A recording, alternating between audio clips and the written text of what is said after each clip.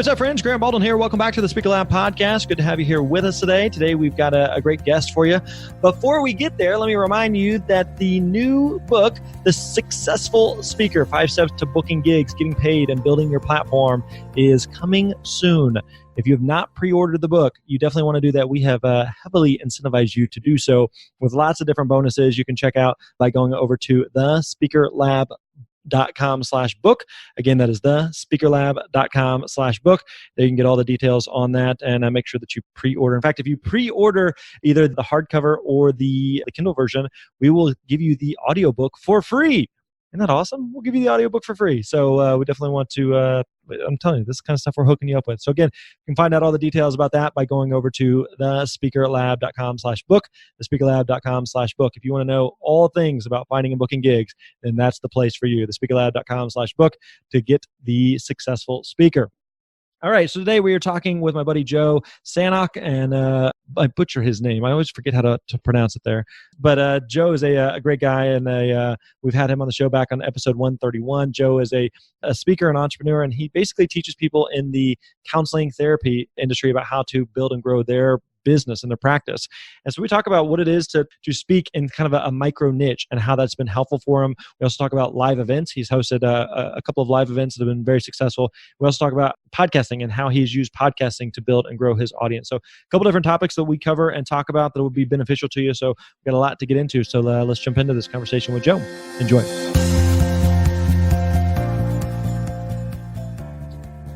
Hey, what's up, friends? Graham Baldwin here. Welcome back to the Speaker Lab podcast. Today, joined by my buddy Joe Sanok. Sanok. It's all good. I always butcher it.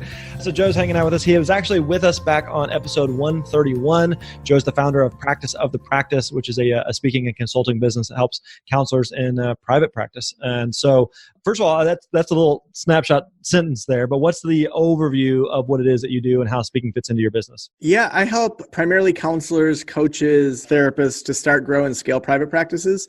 But more and more, we're helping people grow through speaking on podcasts and public speaking and hosting their own events. And so the goal for a counselor who's hosting a podcast or who's coming to your event is, I'm a marriage counselor, I'm a family therapist, I'm an addiction counselor, whatever it may be, and I'm just trying to figure out how to get more clients and build my business. Is that ultimately a lot of what they're coming to you for? Yeah, I think it shifts even more than that, where they realize that they're answering the same questions over and over in their counseling sessions. And then they realize, wow, these skills are transferable well beyond just this one couple or this one person in my session. So what would it look like if I really addressed trauma head on, or I really addressed women's issues? And could I launch a membership community? Could I launch some coaching? Could I launch my own retreats to go well beyond just what I could do clinically? Got it. Interesting. All right. So I know in these one-on-one conversations that I'm having in actual behind the door sessions with clients that I'm helping them, but I know that there's thousands of other people that are dealing with the same type of things. So learning about the different platforms and mediums that I can use to expand it beyond just that one-on-one setting.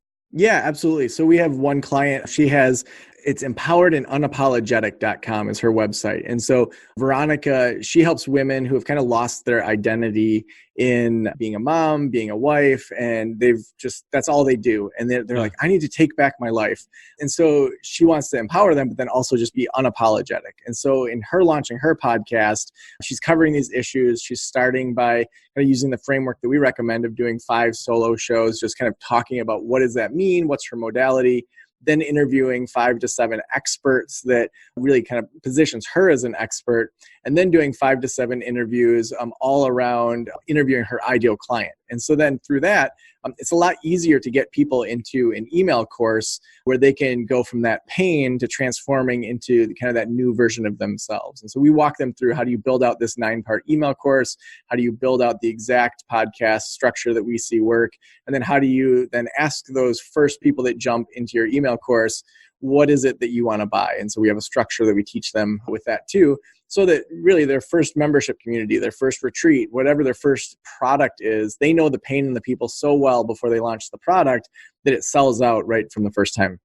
Interesting. Okay. And so I want to dig into some of that. Before we get there, I'm curious for you personally in your business. So it sounds like, are you doing much counseling yourself? Yeah, so I actually sold my practice about 6 months ago. So I had Oh, had it wow. for about 14 years, grew it to 11 clinicians. It was a private pay practice. I kind of noticed that when a client would come in, I didn't have the same excitement as when I was doing a podcast interview or Sure. working on something. And that's not fair to the clients. And so I talked to one of my clinicians, and she was kind of at a spot where she was looking at wanting to grow in a different way. And we went through the process of the value of the company and then selling it. So I'm totally Congrats. location independent now. We're thinking about getting an RV and traveling through national parks and podcasting across the globe. That's awesome, man. Good for you. That's cool. So are you doing, like, how much speaking are you doing today, and how does speaking kind of fit into your world? Yeah. And so I have two really small kids, they're 5 and 8. Really involved with them. Right now, speaking is more events that I put on, or probably 2 or 3 times a year. I have very select keynotes that I know are going to really help kind of amplify the business. Most of the speaking I'm doing now is in the form of podcasting, podcast interviews, online type of things. But I'm really selective on which keynotes I'll Yeah. take. And, if it's the right audience and the right price, then yeah, I'll fly out for it. Everybody's got a number. So Yeah, exactly. Yep. Okay, so one of the things I like about your story, and you and I have talked a little bit about this offline, is that you are in kind of a micro niche. And so people oftentimes assume that in order to be a speaker, that you need to spread the net as far and wide as possible. The more things you can speak on, the more potential audiences you can reach, the more potential gigs you can book. The reality is the opposite is actually the case. The more specific, the more narrow, the more focused you are, the easier it is to find gigs. So for you, my assumption is like, okay, I'm a counselor, I'm a therapist, and then I'm dabbling with some of this other stuff on the side. It starts to take off. I start to have other people who are interested in that, who are asking me questions. I start teaching that. That business kind of evolves and changes over time. But actually, the point being that by focusing just on counselors and focusing just on therapists and focusing on this very specific niche, it's actually become easier for you to become a go-to authority, and actually become easier for you to be able to find and book gigs and to build an audience around that. Would that be fair? Or can you just kind of talk us through your experience? 100%. I remember the very first book that I read, my wife and I, in 2009, before we had kids, we were moving. We went on this 6-week road trip across the United States, and I bought a business book. It was the very first business book, Guerrilla Marketing. Mm-hmm. And I remember in there, he was talking about how for the longest time, all tires were basically the same. And then one tire company came out, and it was like a millimeter thicker than all the other tires. And they started branding themselves as the longest lasting tire. And it was just because they found something that nobody else was doing. Whether you call it blue ocean strategy, category design, they found something that no one else was doing. And sometimes that feels overwhelming. Like, I got to find this one thing nobody's doing. You may not have to go to that extreme, but I just started with where was there hardly any competition. And so when I looked at podcasts, the only podcast that was out there in 2012 around counseling kind of practitioners was the American Counseling Association. And they had been dormant for 6 months at the time. So from day one, I started saying I'm the number one podcast for counselors because I was the only counseling podcast. So then I can be the longest lasting, even if I get outranked by people. So I've been around the longest, as long as I keep doing it. And so I think finding that specialty is really important for a few reasons. The first is, especially if you're podcasting or speaking, your audience is 100% the target audience of someone else. So for example, for me to go to Therapy Notes, who's one of our sponsors, or Brighter Vision Website Solutions, who makes websites just for therapists, I can say to them, 100% of my folks are your target audience. Whereas, if you, say, well, I have speakers, you're going to have a lot of different kinds of speakers. A small percentage is going to be therapists. Whereas I can say, 100%. So I can charge way more for my numbers than the typical podcast. So that's important. Second, when it comes to selling any sort of product, it's a lot easier because I'm just focusing on counselors that are in private practice, coaches that are in private practice, massage therapists that are in private practice, folks that are building a practice that isn't based on kind of big insurance. It's not based on a hospital design. It's people that care more about what their practice looks like, having it mirror their values. So then I have people that are more passionate about what I'm doing because I can dig into issues that other people just don't even talk about. And so I can spend 3 episodes diving into the decorations for your office. And that's not weird because it's all people that have offices. And whereas if you did that, someone else might say like, that's kind of random. Now, that does limit me because there's only a certain number of people. So I have to find ways that make sense for my audience to level up. So like Podcast Launch School is something that now applies to people outside of that, but I'm still taking my own audience along with me and listening to them as to what they're saying they want to do next. Interesting. So I want to touch on something you mentioned at the beginning there, that by focusing on a specific niche that you become kind of that category expert. The challenge though is that you mentioned like, okay, I decided to go down the route of podcasting because no one else was doing that in my space. The challenge for speakers is that, okay, if I say I want to speak on certain XYZ topic and I don't see anyone else doing it, I'm going to be the first. There's situations where that can work, and there's situations where it's like, that doesn't work. So you actually like there's a reason there aren't podcasts exactly around that. Yeah. And so the reason that there's nobody's doing a podcast on that is because counselors or therapists don't listen to podcasts on that. Now it's that's certainly anecdotal, but for a speaker who's going, I want to speak on this topic and I can't find anyone speaking on it, I'm going to be the first. In which case that may not actually work. The reason that nobody speaks on that is because nobody's booking that. So how do you kind of find that balance of, or even like thinking back to the podcast, like I'm going to be the first versus like, oh, I'm not going to do this because it clearly someone's tried it and it didn't work. Yeah, I mean, I think starting with what's a topic area that you personally would enjoy exploring. So even the fact that I can reach out to you, several years ago, that was because I had a podcast that I got to talk to you and that I got to be on your show and you on my show. So even just for my own kind of private coaching with Grant Baldwin and getting to be able to, pick your brain, I think there's value in it. So that's where you don't want to pick a specialty that you're doing it just for the money or just for the audience. You definitely want something that you're curious about, that you can dive into over time. I think also setting some kind of key performance indicators. Don't say I'm going to do 12 podcast episodes and I expect to make, several grand a month off of that. Give yourself a longer period of time. And we recommend a minimum of 26 episodes before you would ever launch a podcast. And then you're going to want to look and see what's working. And so if you have an email course, how quickly do you get to your first 100 people, your first 1,000 people? What's working with that? What's not working? So being the first adopter can be very helpful, but also looking at industries where there are some other people that kind of proves the model. I think where people get stuck oftentimes is it's almost the other side of it, where they feel like everything is so saturated that they don't even want to jump in, and they get paralyzed by perfection. Yeah. They get intimidated. They say, what does my voice matter? But the research really doesn't support that when you look at, say, podcasting stats, or when you look at even just our own individual voices. So for my audience, I know that most of them have master's degrees or PhDs. So statistically, about 9% of the US has a master's degree or higher. So in a general room of 100 people, there's going to be about 9 people that have a master's degree or higher. Yeah. And so of those 9, how many are a doctor, a dentist, something else? Most therapists are probably the smartest mental health person in the average room. Yeah. Meaning that if you're out there getting interviewed on podcasts, doing your own podcast, statistically, it's going to be very easy for you to stand out just because of your education level. But then we start to add on other things like your own experience, or, being a dad versus a mom, having young kids versus, older kids. We all have these experiences that give us a lens that even if you and I each did a conversation about speaking, we're going to have totally different perspectives on it. And so there's almost, in my opinion, not an industry that I would say there's no market at all for that.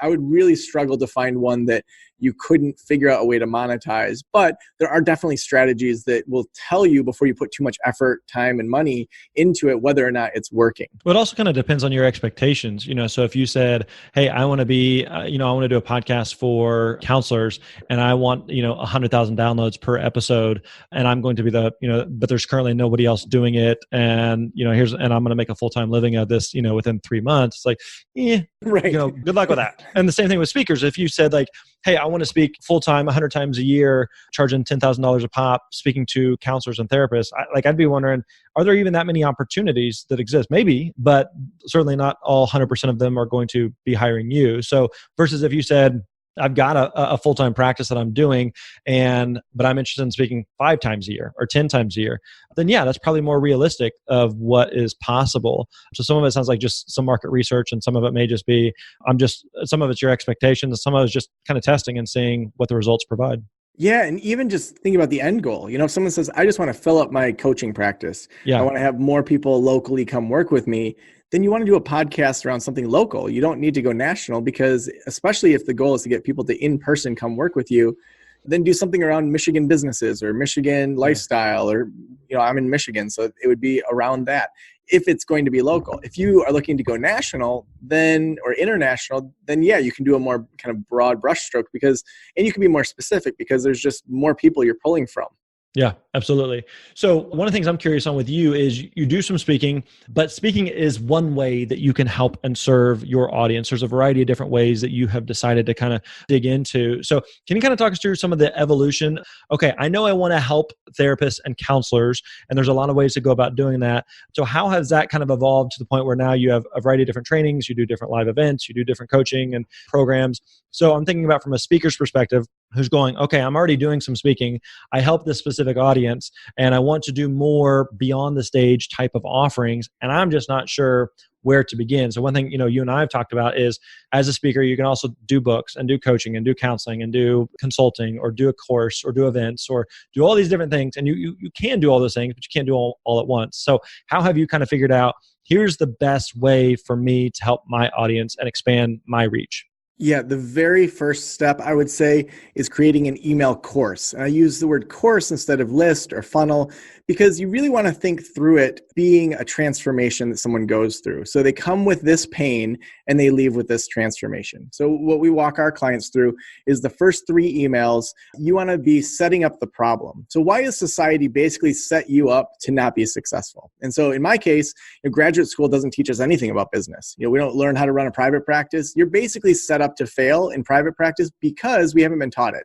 And so one of my consulting clients, she teaches young parents how to help their babies sleep, and she's awesome at it. And so what is it in society that makes sleep not a priority? And so we're normalizing the problem, but we're also then saying, you know what, like you don't have to stay there. There's some hope here.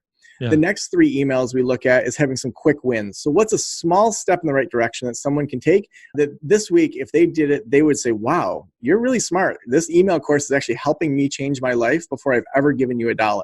Yeah. And then the next 3 emails are going to be long-term habit building. So what's a long-term habit that someone can do that's going to, over the next, say, 2 months or so, really help them be able to move towards that transformation? And the reason that we start with that email course is that it helps people really clarify their message. Because if you're speaking, if you're on podcast interviews, if you have a place to point people and to say, hey, head over to this website if you want to learn this thing and transform in this way, then you own that audience instead of having them be on a social media that Facebook now makes you pay to reach and all these other things.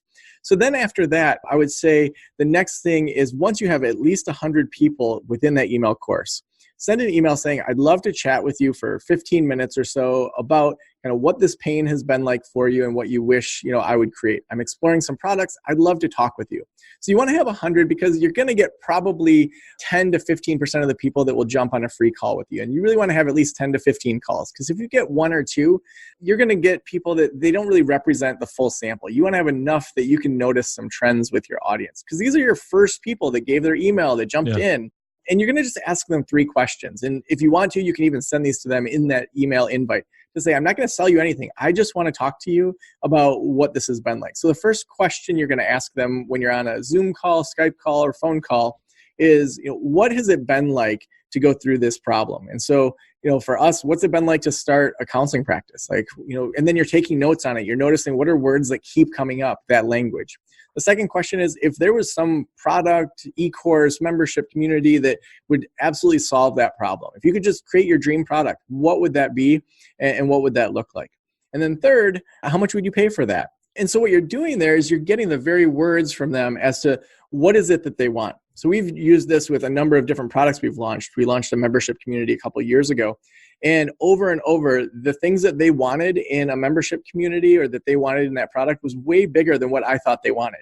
I was thinking this like $20 a month kind of thing where maybe I do like a phone call, but they're like, man, I want a free logo. I want a paperwork packet. I want ongoing e-courses. I want a small group community. I want an accountability partner.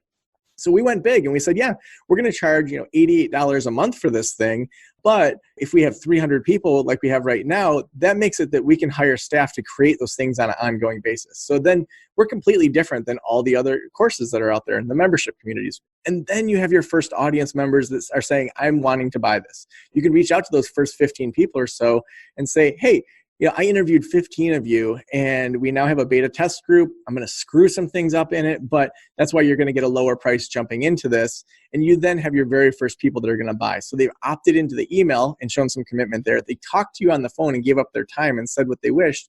and then you're going to have your first customers. And every time we've done that, we've sold out each of our items that we were selling. So how do you determine what the medium would be that you would offer? So like in that case that you were just describing, it sounds like I'm putting together some type of membership, some type of course, something. Yeah.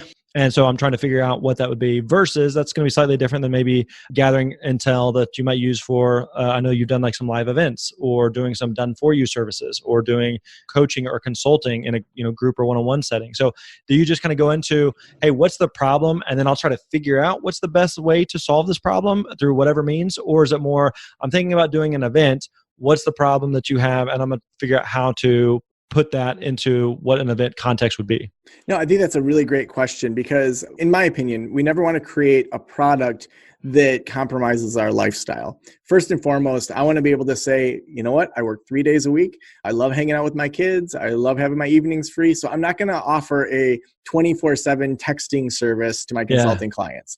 And so starting with what are your own boundaries before you ever offer anything. And so maybe you just don't want to do an e-course. Well, then don't offer an e-course and say, I know that for sure this isn't going to be an e-course. I know it's not going to be a live event.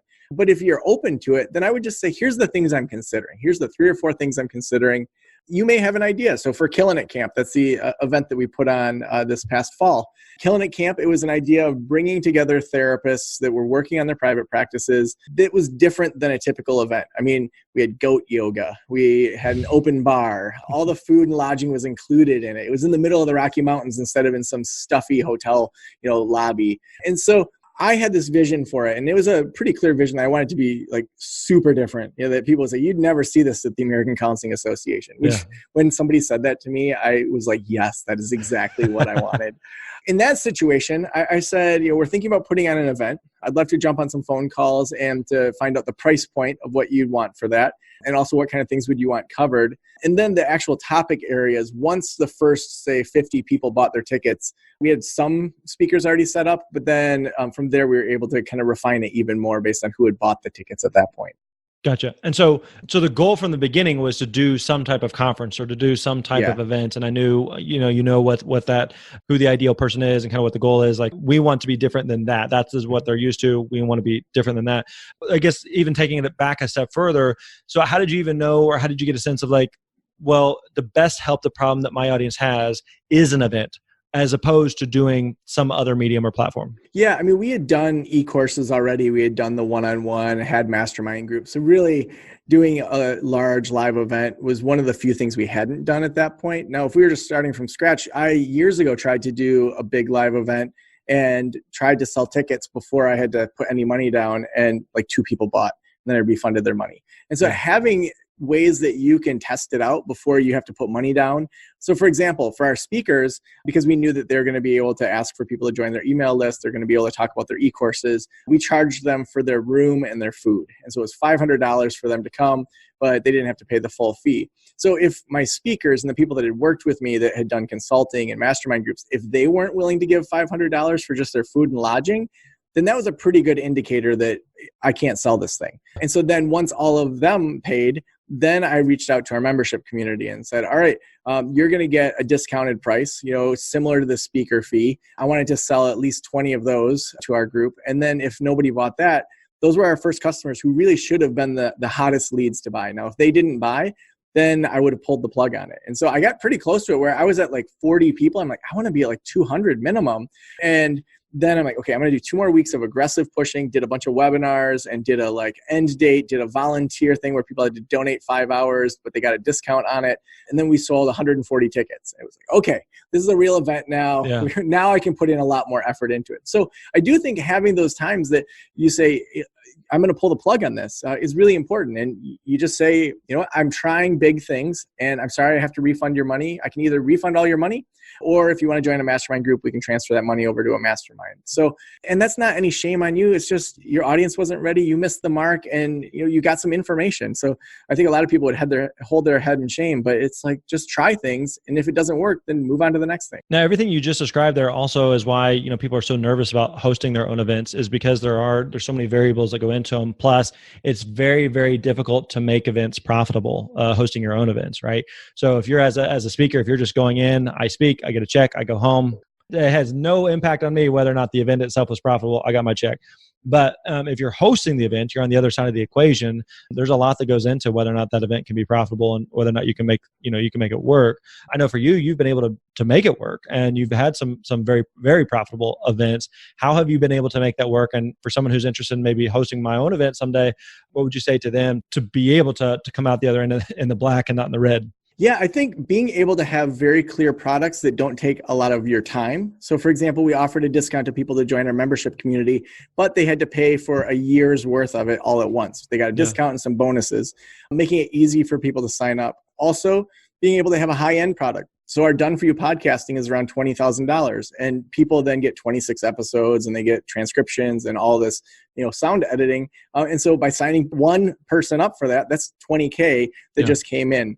And so being able to make sure that pretty much at every level you're making money. And so even with the YMCA of the Rockies, they have a great deal for these hotel style rooms. Food is included. It was going to cost me about $89 per night. And so by having an event that wasn't at a typical hotel, it's a lot cheaper. Even if I charge $500 to somebody, I'm still making a profit, even if 20 people come. Now, where people get in trouble is where they, have a minimum spend of $10,000 to, use a room, and then they have to buy all this food, and now they only have 2 people that signed up, but they only charged $500 for it. Yeah. Now they didn't make money on it. So I look for partners where it can scale with me. And so if I have 20 people sign up, then I have to decide from a time standpoint, is it worth it to go put on a conference for 20 people? That's different than losing money. But I look at it as, okay, no matter what in that situation, I was going to make money. It was just a matter of how much money. And so then even just saying, we're not going to give away typical swag bags. Instead, we're going to give away a $50 gift certificate for all the early birds to use at the swag store. And so they're kind of getting the swag that they want, but I'm not giving a bunch of crap to people that they don't want anyway. And so then they can go pick it out. And what happened that I didn't expect was this big fear of missing out. All the early birds got these sweet hats, and they're like, people are like, will you save one for me? I'm like, you should have been an early bird. Like, we only got 24 of those hats, and early birds got most of them. So making sure at every level that you're at least making a percent and that you don't have too much liability on the line. Interesting. So it sounds like not only in the event itself, but also in the different offerings that you make, either from the event, whether it, again, in the form of a physical swag, or whether it's, some of the other types of products or services that you offer in form of your coaching or training or whatever it may be. So it sounds like it's not just about the event itself, but also kind of what the event can lead to. 100%. One other thing we did was we had probably $5,000 to $8,000 in sponsorships secured before we sold our first ticket. Cool. So we reached out to our current sponsors and said, here's what my vision is for it. I tend to take risks, and if for some reason this doesn't work out, I'll refund the money. But I had commitments from our sponsors to basically cover half of the cost of the event before I ever sold my first ticket. So they were getting tables, they were going to be flying their people out for it. We were going to really kind of make it a big event for them. And for some of them, I threw in an extra podcast sponsorship, or I threw in an extra email to my list, things that didn't actually take anything other than extra time, from me, to be able to say, I want to take this risk. Will you join me in it? Now they get to be founding sponsors. And I said to them, in future years, you get first dibs, and I don't have sponsors that compete with you. And so then they're treated well, and then they're more likely to sponsor in the future because they saw that for a first year event, it was a great return on investment for them. Cool. Very cool. Joe, this has been very helpful, very interesting. If people want to check out you and more about you and what you're up to, where can we go? Yeah, I would say if people are a coach or a counselor, head on over to practiceofthepractice.com. And I also have a giveaway for 27 tips, tricks, and stats to help people start a podcast over at podcastlaunchschool.com. You'll get our 9-part email series walking you through how to start your podcast. Awesome. Joe, thanks for the time, man. We appreciate it. Thanks a lot, Grant. There you go. Hope you enjoyed that conversation with Joe. Again, check out what he does over at Practice of the Practice. Great guy, got some great content, especially if you are in the counseling space and the therapy space, but also just as an example of how you might be able to take what he's done in his micro niche and apply it to you and your world and the niche that maybe you might be speaking to. So good stuff there. Hey, again, as a reminder, The Successful Speaker new book is coming out February 18th, 2020. So if you haven't already pre-ordered that, make sure that you do. You can do that by going over to thespeakerlab.com/book. Again, thespeakerlab.com/book. don't forget to pick that up, pre-order, get you a bunch of copies, give it to everybody that you know who's interested in speaking. It is the go-to resource and guide for understanding how to build and grow your speaking business. All right, whether you want to speak 5 times a year or 105 times a year, that's the book for you. The Successful Speaker, pick it up now. All right, thanks for hanging out with us, my friends. We'll catch you next time. You're awesome.